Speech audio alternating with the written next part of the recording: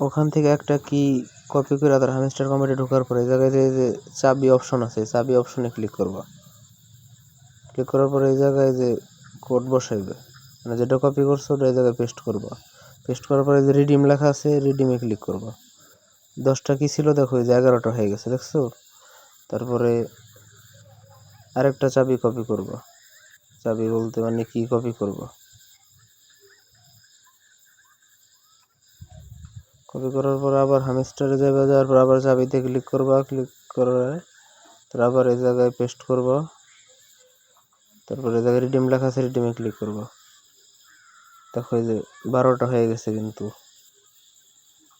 এই 12টা হয়ে গেছে। এভাবে আরো 2টা আছে, ওই 2টাই করে তারপর আবার ধরো ওই 2টা শেষ করা। তারপর এই জায়গায় তুমি কি লেখা সার্চ দিবা, মানে ওই বটটারে কাছে আইনা থাকবে। এই যে হ্যামস্টার কি ফ্রি, এই জায়গায় ক্লিক করলে এই যে রিসেন্ট অপশনে কিন্তু থেকে যাবে এই যে হ্যামস্টার কি ফ্রি। এই জায়গায় থেকে আবার এই জায়গায় ঢুকবা, ঢোকার পর এই জায়গায় ঢুকবা।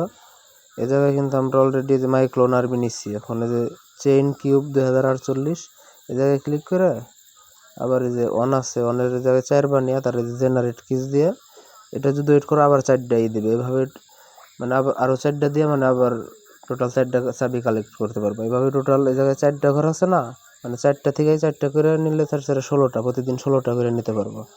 সবাই প্রতিদিন 16টা করে চাবি নিও ফ্রিতে।